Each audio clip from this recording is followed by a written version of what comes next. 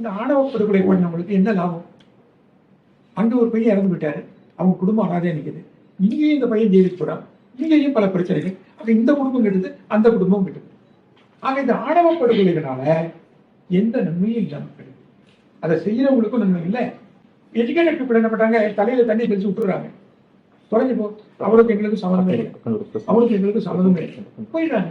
இது மாதிரி ஒரு நிலையை தான் நம்ம எடுக்கணுமே தவிர, இதை ஒரு ஒரு பெரிய தீர செயலை செஞ்ச மாதிரி ஒரு படுகொலை பண்ணும்போது இந்த குடும்பமும் விட்டு போகுது, அந்த குடும்பமும் விட்டு போகுது. இதனால மக்களுக்கு எந்த நன்மையும் இல்லை. இந்த ஆணவ கொலை சம்பந்தமா தனிச்சட்டம் ரொம்ப அவசியம். ஏன்னா இந்த எஸ்சி எஸ்டி ஆக்ட் எஸ்சி சம்பந்தப்பட்டது மட்டும்தான் இருக்கு. ஆணவ கொலை எஸ்சி மட்டும் இல்ல, ஒரு சொந்தக்காரன் கூட என்னை கேட்காம அவன் கல்யாணம் பண்ணிட்டான் வச்சாங்க, அவர் கொல்லுன்னு போட்டான். இது ஆணவம் தானே?